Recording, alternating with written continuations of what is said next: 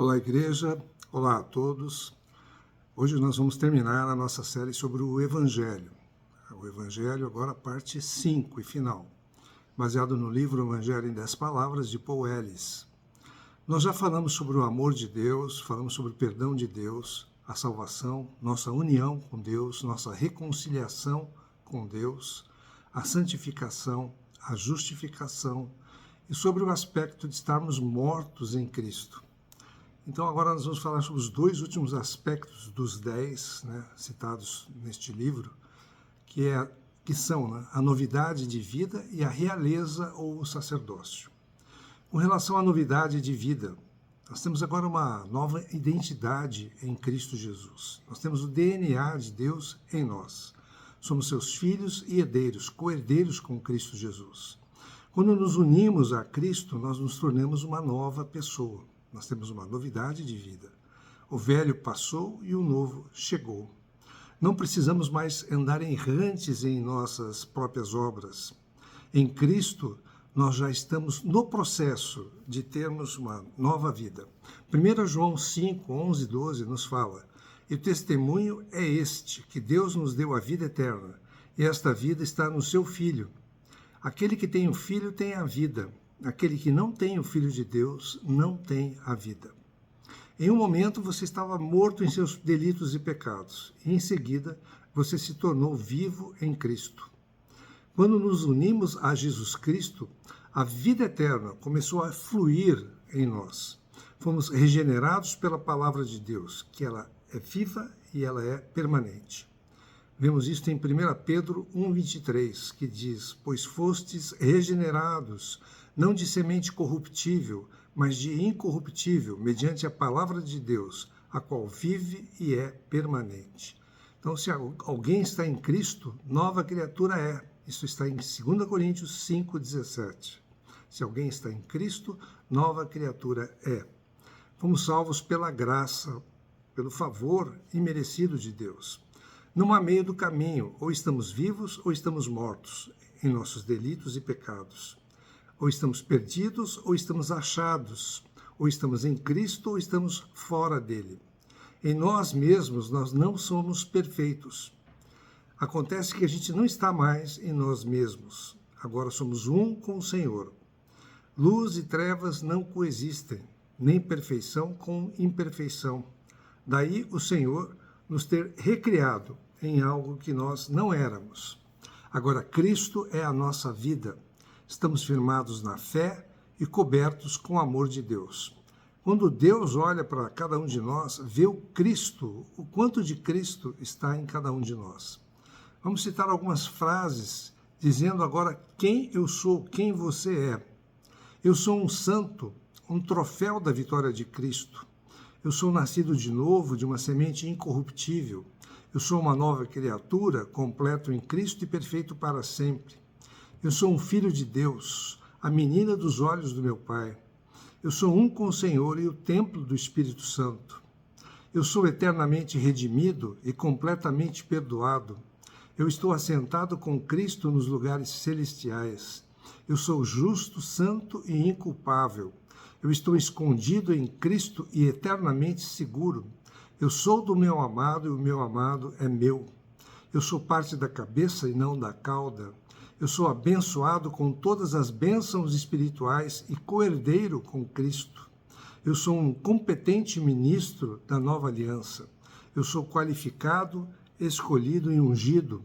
Eu sou seu embaixador real, um missionário para o mundo. Eu sou corajoso como um leão e mais do que vencedor.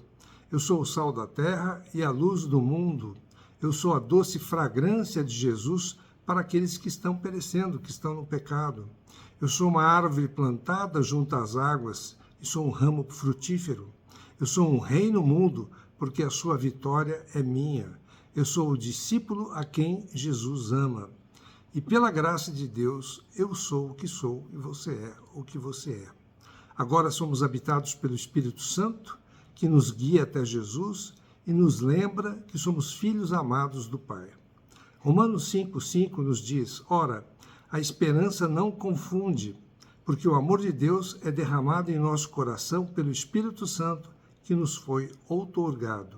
Romanos 8, 15 e 16 nos fala: porque não recebestes o espírito de escravidão para viverdes outra vez atemorizados, mas recebestes o espírito de adoção, baseados no qual clamamos Abba Pai, Paizinho.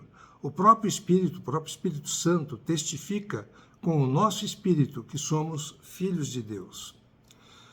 Pode ser que antes as coisas de Deus parecessem tolice para você ou para mim. A Bíblia pode ser que não fizesse sentido algum, mas agora encontramos na Bíblia palavras de vida e a recebemos com alegria. Este é o trabalho do Espírito Santo. Ele nos dá revelação, ele nos dá luzes que se acendem e tornam os simples em sábios. Agora, o desejo do nosso coração é que ninguém pereça, que todos conheçam a Jesus. Percebe o quanto você mudou? Será que eu também percebo o quanto mudei? Ezequiel 36, 26a nos diz: dar-vos-ei um coração novo, e porei dentro de vós um espírito novo. Então, nós tínhamos um coração velho, cativo aos desejos da carne, do escravo do pecado, mas agora ele foi substituído por um novo coração, com os desejos do Espírito Santo. 1 João 3,6 fala que todo aquele que permanece nele não vive pecando. Todo que vive pecando não o viu nem o conheceu. Então, pecar é uma característica da natureza de Adão e não é de Cristo. A nossa natureza pecaminosa em Adão morreu com Cristo na cruz. Será que a gente pode pecar ainda? Sim, a gente ainda pode pecar. Mas a nossa nova e verdadeira realidade agora está em Cristo. O amor de Deus é incondicional. Esteja consciente da graça que nos salva e nos guarda. Olhe para a cruz, olhe para o trabalho que Jesus Cristo fez para cada um de nós, dando a sua vida em favor da nossa salvação. Se Deus o amou o suficiente para morrer por você enquanto você era ainda um pecador, um inimigo dele, com certeza ele o ama agora e muito mais. Ele nunca parou de nos amar. A sua união com Cristo não é condicional ao seu comportamento. 1 João 4,15 nos diz: todo aquele que confessar que Jesus é o Filho de Deus, Deus está nele e ele em Deus. E essa união nunca, jamais será desfeita. Hebreus 13,5 nos diz: pois ele, Deus, mesmo disse: de maneira alguma te deixarei, nunca, jamais te abandonarei. O fato de não continuarmos pecando não deve ser tido como uma ameaça para a gente, mas sim uma promessa. Jesus não pecou e nunca pecará. Se deixarmos Cristo viver através de nós, então, sem esforço próprio, começaremos a imitar Jesus e não andar pecando. 1 João 3,9 nos fala: todo aquele que é nascido de Deus não vive na prática do pecado, pois o que permanece nele é a divina semente. Ora, esse não pode viver pecando, porque é nascido de Deus. A natureza de Deus não é pecar. Adão origina pecadores, Deus não. Não é da natureza do Filho de Deus, de Jesus Cristo, a prática e o permanecer no pecado. Eu e você ainda temos a capacidade de pecar, mas nós perdemos o interesse, nós não aproveitamos esse pecado como fazíamos antes de recebermos a vida de Deus, a vida eterna dentro de nós. Os filhos de Deus são aqueles que praticam a justiça, não por obrigação, mas porque carregam o DNA do Pai, porque amam o Pai. Você não pratica a justiça para ser justo, mas você pratica a justiça porque você é justo. Você é um ramo justo da videira justa, fazendo o que é da sua natureza, a justiça. Temos uma nova identidade e há uma grande diferença entre quem nós somos agora e quem nós éramos. 1 Coríntios 6, de 9 a 11, diz: ou não sabeis que os injustos não herdarão o reino de Deus? Não vos enganeis, nem impuros, nem idólatras, nem adúlteros, nem efeminados, nem sodomitas, que são os pervertidos sexuais, nem ladrões, nem avarentos, nem bêbados, nem maldizentes, nem roubadores herdarão o reino de Deus. Tais fostes alguns de vós, mas vós vos lavastes, mas vós vos santificastes, mas fostes justificados em o nome do Senhor Jesus Cristo e no Espírito do nosso Deus. Deus não odeia nenhuma dessas pessoas que praticam essas condições que citamos, mas quando essas pessoas vêm a Jesus, se tornam novas pessoas, novas criaturas com uma nova vida. Do contrário, não herdarão o reino de Deus. Apocalipse 28 continua. Quanto, porém, aos covardes, aos incrédulos, aos abomináveis, aos assassinos, aos impuros, aos feiticeiros, aos idólatras e a todos os mentirosos, a parte que lhes cabe será no lago que arde com fogo e enxofre, a saber, a segunda morte. Aquele que crê no Senhor só participa da primeira morte, quando nós dormimos no Senhor. Agora, aquele que não crê, ele morre a primeira vez e morre a segunda vez quando é lançado para o lago de fogo. As boas novas são um alegre anúncio de que Deus torna pessoas velhas e estragadas em pessoas novas e santas. Se a gente for para Hebreus capítulo 11, nós vamos ver lá os heróis da fé, que são citados no Velho e no Novo Testamento. Todos eles tiveram defeitos. Exemplo, Noé se embebedou uma vez. Abraão dormiu com a sua escrava. Jacó era um roubador. Moisés, um assassino, matou um egípcio. Raabe, uma prostituta. E Davi era um rei trapaceiro, adúltero e assassino. Todos estes confiaram naquele que faz tudo novo, no Senhor. Todos temos também e tivemos defeitos, mas o Senhor nos transforma. Assim sou eu, assim é você. Quando um santo peca, é porque ainda não aprendeu a andar em novidade de vida. É como se a gente tivesse um carro, mas ainda não soubesse como dirigi-lo. Imagina, ter um carro e não saber dirigi-lo. Romanos 6,4 nos diz, fomos, pois, sepultados com ele na morte pelo batismo, para que, como Cristo foi ressuscitado dentre os mortos pela glória do Pai, assim também nós andemos em novidade de vida. Quando nascemos de novo, recebemos a vida de Cristo, e essa mudança foi instantânea. Você nasceu de novo, eu nasci de novo. Agora, como um bebê, precisamos aprender a andar. Aprender a andar leva tempo, um bebê leva tempo para andar, não é de uma hora para outra. E a gente pode tropeçar e cair, sim. Cristo, entretanto, agora é a nossa vida. Podemos todas as coisas naquele que nos fortalece. Então, coloque os olhos em Jesus e comece a andar. Pratique o andar em novidade de vida. Você poderá falar, mas e todos esses pecados que eu ainda estou cometendo? Jesus é o nosso advogado junto ao Pai. Ele é quem nos defende, é o nosso sumo sacerdote, aquele que se compadece dos ignorantes, dos errados, dos pecadores. Olhe para as coisas lá do alto e não para as que são aqui da terra. Dispa-se do seu velho homem que está morto e revista-se do novo homem que é quem você é agora. Que tipo de pai culpa os seus filhos por tropeçarem quando eles estão aprendendo a andar? Nenhum.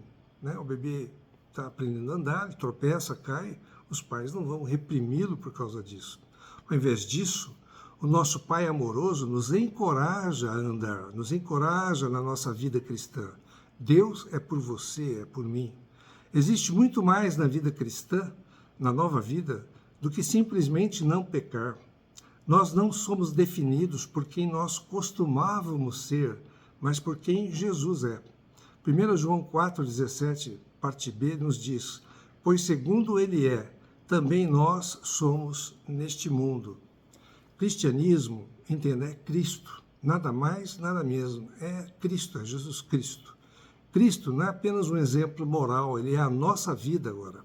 Ele está em você e quer ser manifestado. Peça a Deus para te dar o espírito de sabedoria e revelação, para que você conheça melhor a Cristo. Espírito de sabedoria e revelação, para conhecer melhor a Cristo. Aprender a andar em novidade de vida pode até parecer assustador no início, mas o Espírito Santo ele é um professor maravilhoso.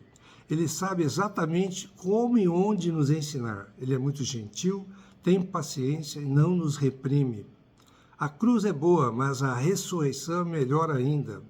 A razão por que morremos com Cristo é para que possamos viver com Ele, aqui, agora, em novidade de vida, em ressurreição.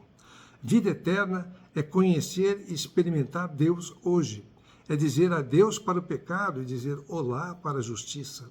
O Evangelho é a feliz notícia de que em Cristo o velho se foi e tudo se fez novo.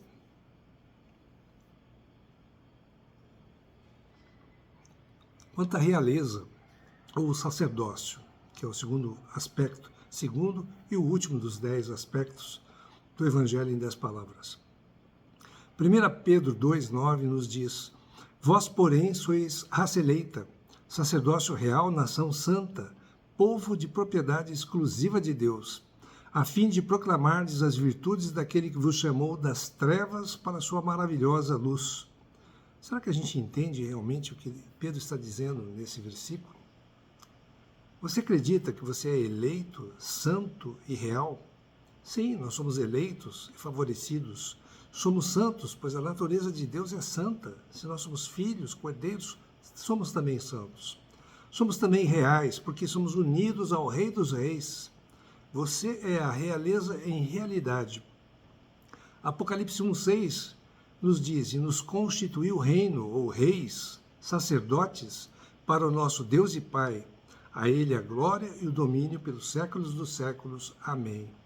Você era um escravo, mas Jesus o fez rei e sacerdote. Todo cristão é um ministro e também um rei. Nós somos chamados para servir como sacerdotes e reinar como reis. Apocalipse 5,10 nos diz: e para o nosso Deus os constituíste reino e sacerdotes, e reinarão como reis sobre a terra. Então nós temos um mandato de Deus, dado por Deus, para governarmos e reinarmos aqui e agora, nesta terra. Este é o plano de Deus. Você foi chamado para ser cabeça e não a cauda. No hebraico, reinar significa calcar os pés, subjugar o inimigo. Da mesma forma que Adão deveria reinar em nome de Deus, mas caiu frente a Satanás, nós devemos reinar em nome de Cristo. Todo cristão tem um chamado real para revelar o Rei e as boas novas do seu reino. Êxodo 19, 5 e 6, a parte A, nos diz: agora, pois, se diligentemente ouvirdes a minha voz e guardardes a minha aliança, então sereis a minha propriedade peculiar dentre todos os povos, porque toda a terra é minha. Vós me sereis reino de sacerdotes e nação santa, reino de sacerdotes. Todos nós devemos ser ministros e reis. Devemos fazer parte do reino do Senhor. A descendência de Abraão, os filhos da fé, foi destinada a serem reis. Nós também fazemos parte da descendência de Abraão pela fé. Somos então sacerdotes e reis. Realeza tem a ver com autoridade e poder. Adão recebeu autoridade sobre a terra, mas a perdeu para Satanás. Lucas 4,6 nos diz, quando o diabo mostrou todos os reinos da terra para Jesus, nos diz: disse-lhe o diabo: dar-te-ei toda esta autoridade e a glória destes reinos, porque ela me foi entregue e a dou a quem eu quiser. Esse é o diabo falando para Jesus Cristo. Mas Jesus Cristo reconquistou o que o diabo roubou, e antes de ascender aos céus, disse em Mateus 28,18, Jesus, aproximando-se, falou-lhes aos discípulos, dizendo: toda autoridade me foi dada no céu e na terra. A guerra foi ganha e o diabo derrotado. Entretanto, muitas áreas ainda estão sob domínio das trevas.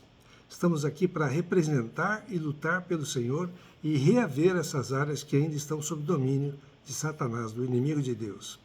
Efésios 2,6 nos fala: e nos ressuscitou juntamente com ele e nos fez assentar nos lugares celestiais em Cristo Jesus. Podemos nos perguntar por que coisas ruins acontecem com pessoas boas? Por que doenças e mortes acontecem prematuramente? Por que o sofrimento dos inocentes?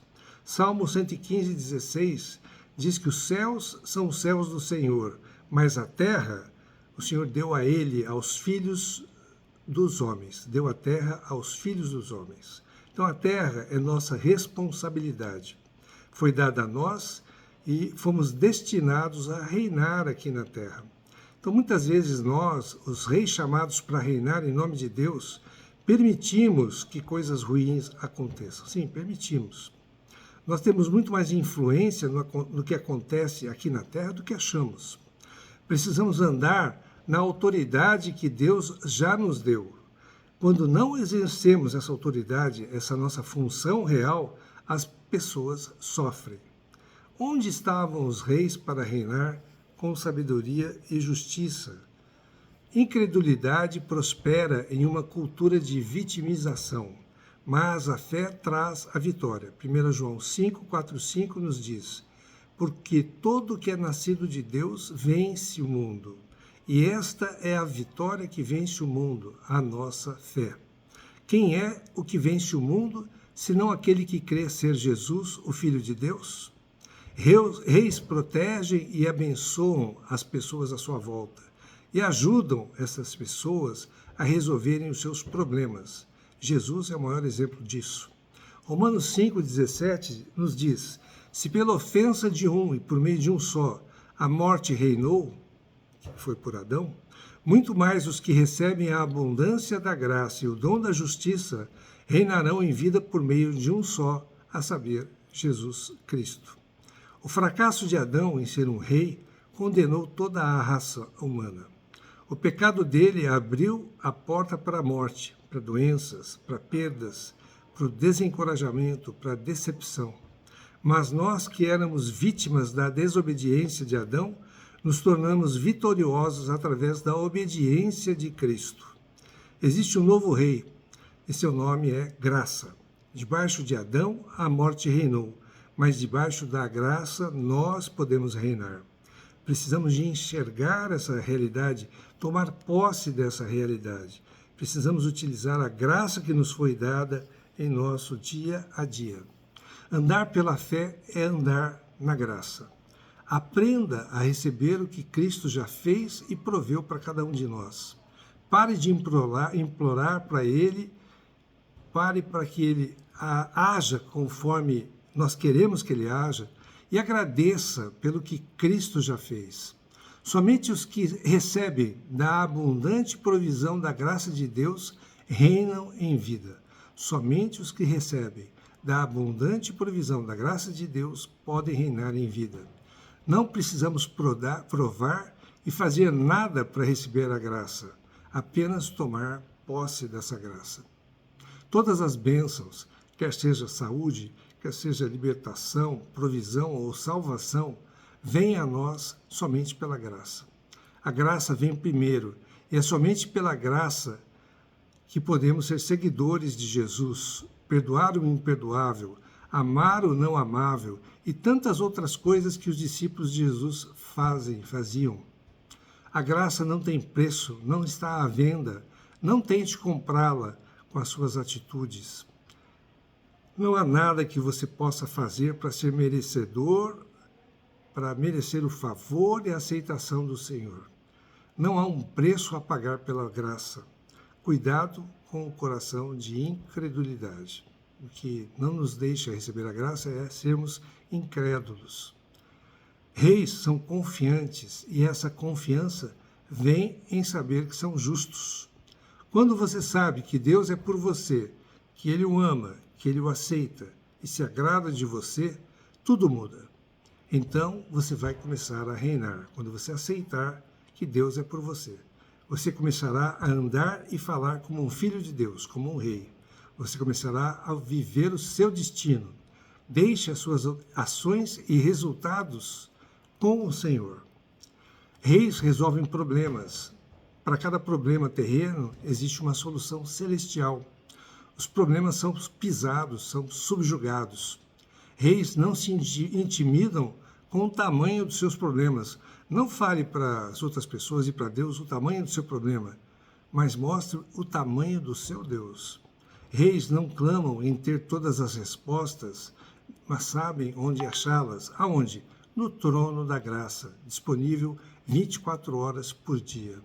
Hebreus 4,16 diz: Acheguemo-nos, portanto, confiadamente junto ao trono da graça, a fim de recebermos misericórdia e acharmos graça para socorro em ocasião oportuna.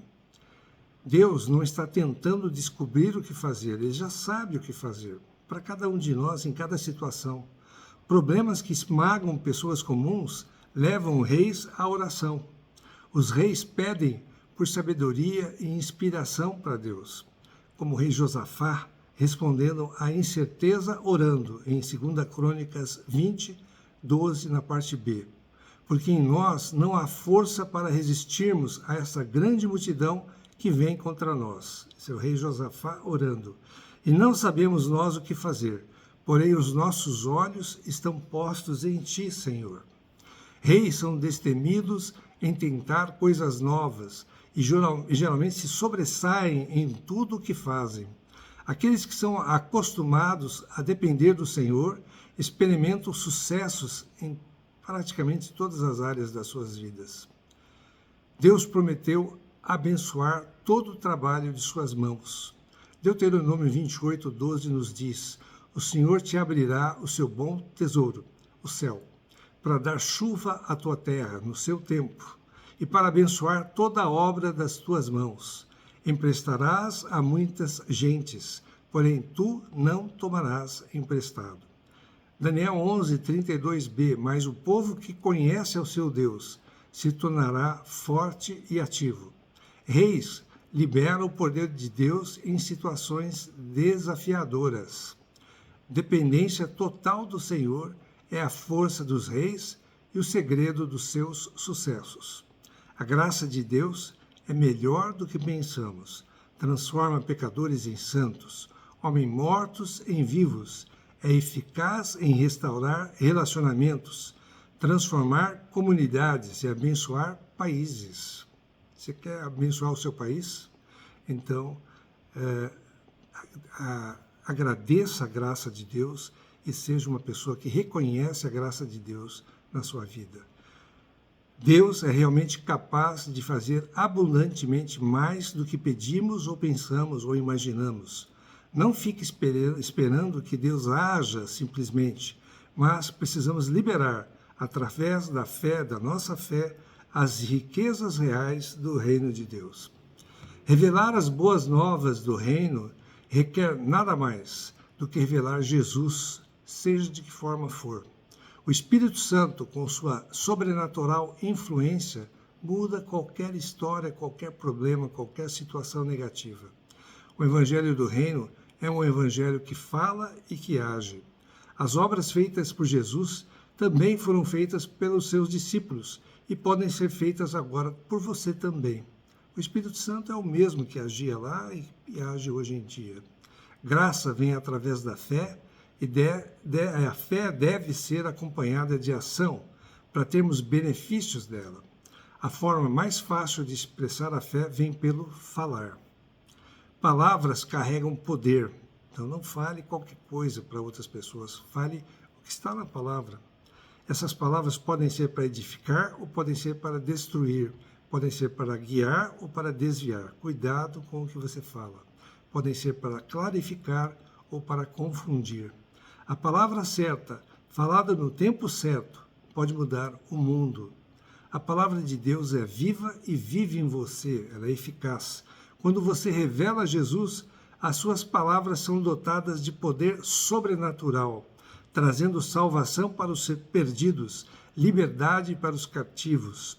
Jesus prometeu que aqueles que acreditam nele irão fazer a mesma obra que ele fez, e até mais.